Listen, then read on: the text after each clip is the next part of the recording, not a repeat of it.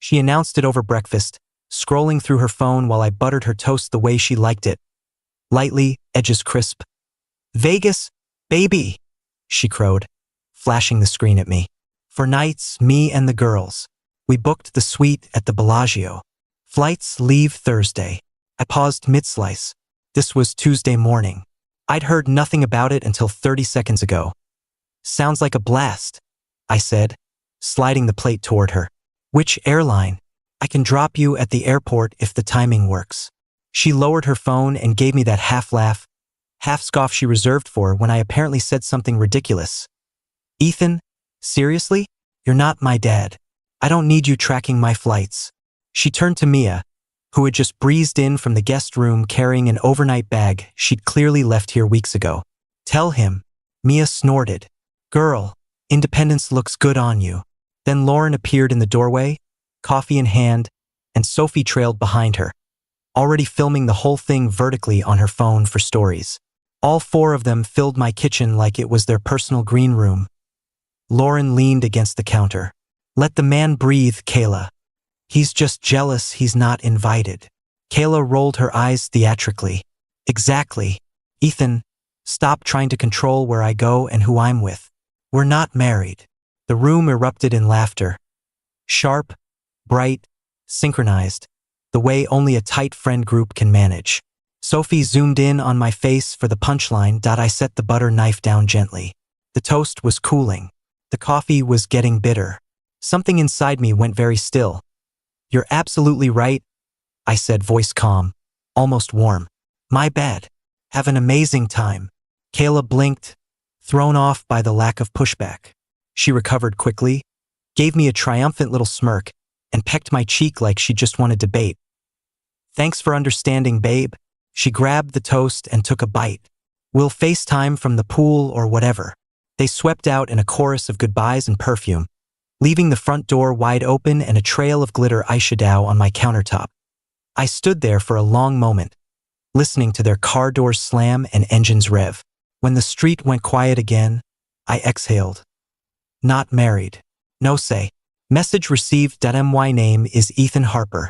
I own a small craftsman house in Portland, the one with the dark green siding and the big maple out front. I bought it 4 years ago with an inheritance from my grandfather. My name is on the deed, the utilities, the security system, everything. Kayla moved in 8 months ago after her roommate bailed on their lease. She brought 3 suitcases, a ring light, and an energy that turned my quiet space into constant motion. Friends over, music loud, ring light photo shoots in every corner. I'm a sound engineer. I work from the converted garage studio, mixing tracks for indie bands and podcasters. My days are headphones, waveforms, and the occasional walk to the neighborhood brewery. Kayla is an influencer makeup, fashion, lifestyle. Her audience calls themselves the Glow Gang. She has a crew she calls her sisters. Mia, Lauren, Sophie. They descend regularly, leave ring light burns on my walls, and treat my fridge like a 7-11. I never minded much.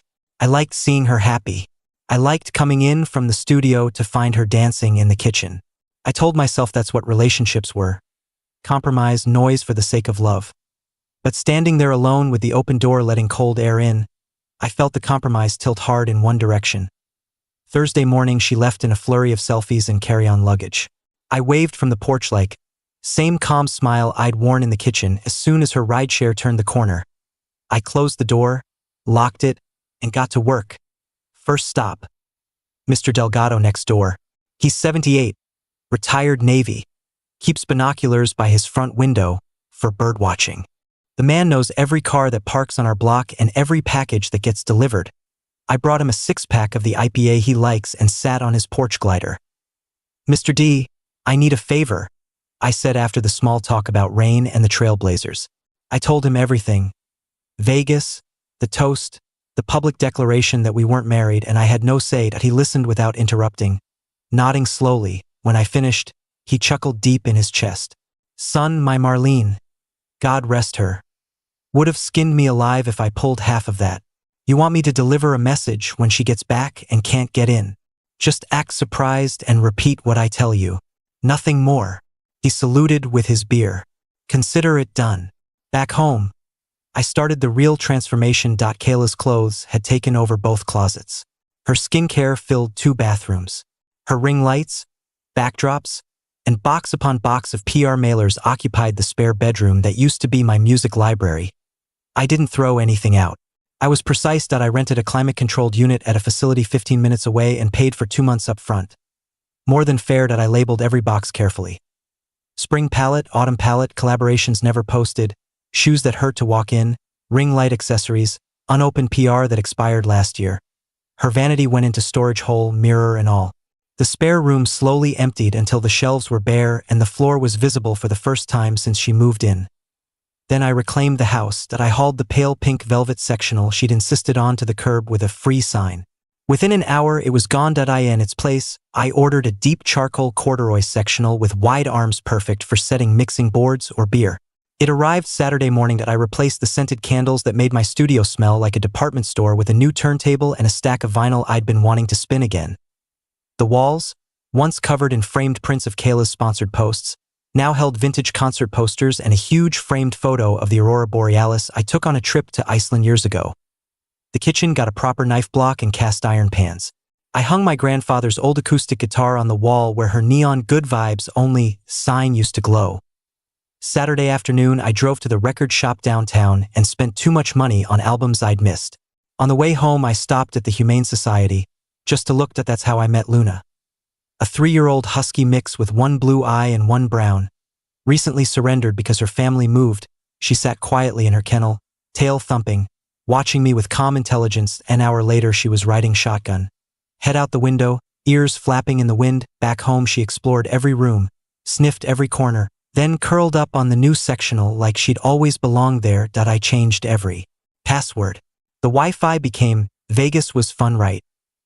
With a password she'd never guess, I cooked steak on the cast iron for the first time in months, opened a bottle of red, and put on Miles Davis. Luna rested her head on my foot. Sunday evening, I sat on the new couch. Luna sprawled across half of it, vinyl spinning low, waiting. The doorbell camera pinged just after 8. There she was, sun-kissed, hair in beachy waves, pulling a rose-gold suitcase up the walk. She looked relaxed, happy, scrolling her phone. She reached the door, dug for her key, slid it in. Nothing. She jiggled it, frowned, tried again. Then the knocking started. "Ethan? Babe?" The lock's being weird. Luna lifted her head, ears perked. I muted the record and watched the feed. More knocking, louder. She rang the bell repeatedly, called my name, tried calling my phone. I'd left it on the kitchen counter on silent. After several minutes of this, a light flicked on next door.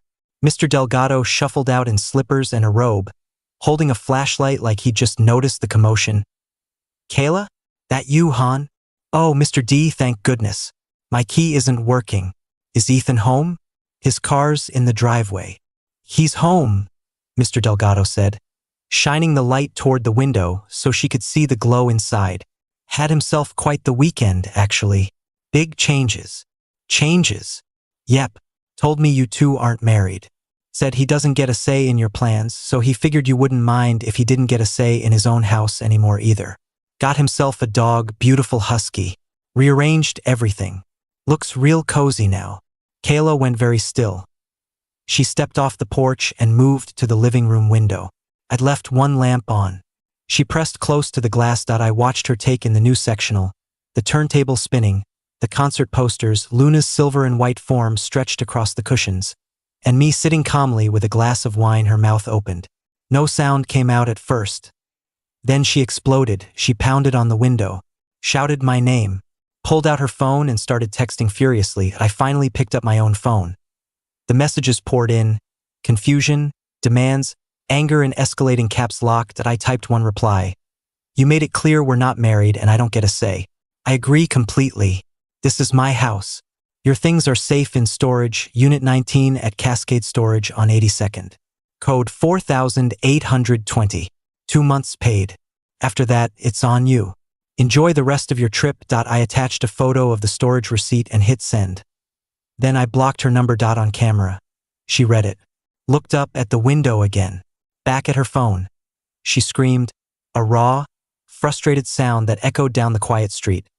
She kicked the suitcase, hurled a few choice words at the house, then stormed back to the porch and kept ringing the bell until Mia's car pulled up 20 minutes later.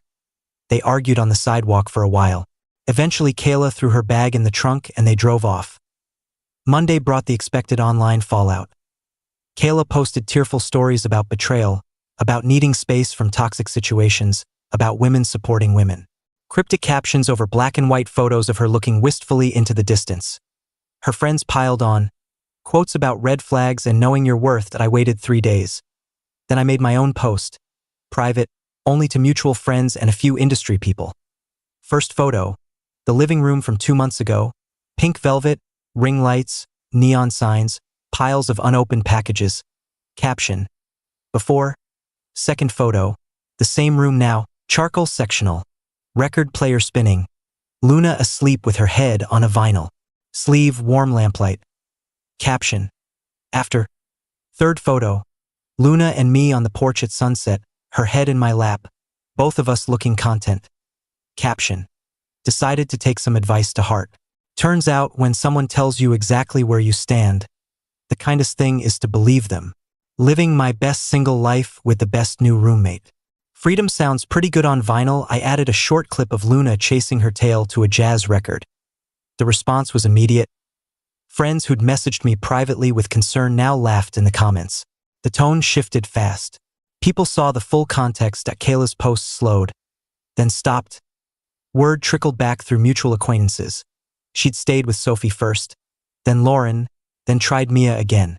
Each stay shorter than the last. Eventually, she moved back to her mom's place outside Salem. She sent one email through a friend threatening legal action over her abandoned property. I forwarded it to the lawyer who handled my house closing. He replied with a polite letter attaching the deed, proof of sole ownership, and a gentle reminder that guests don't acquire tenancy rights after 8 months of contributing exactly zero toward mortgage or utilities. Nothing came of it. 2 months later, I was at the dog park on a Saturday morning, throwing a frisbee for Luna. She launched herself after it like a silver arrow that a woman approached cautiously, hands in her coat pockets. Ethan? I turned. It was Sophie, hair in a mom bun, no ring light in sight. Hey, I said, keeping my tone neutral. She shifted her weight. I just wanted to say I'm sorry about how everything went down. We were harsh. Kayla was harsh. You didn't deserve that. I tossed the frisbee again and watched Luna bound away. She said what she meant, I replied. I just finally listened. Sophie nodded, watching Luna return and drop the frisbee at my feet, tail wagging. She hates her job at the mall now, she said quietly. Keeps saying you ruined everything. But honestly, you look good, happy. I scratched Luna behind the ears. I am. Sophie gave a small smile and walked away. That night I cooked pasta on the cast iron, opened another bottle of red, and put on Coltrane. Luna sprawled across the rug, occasionally thumping her tail to the saxophone. The house smelled like garlic and sounds filled every corner, warm, rich, mine. Sometimes people tell you exactly who they are. The trick is believing them the first time, and then building the life they accidentally gave you permission to live. Luna sighed in her sleep, dreaming whatever. Dogs dream about. I raised my glass to the quiet room and smiled. Freedom never sounded so good.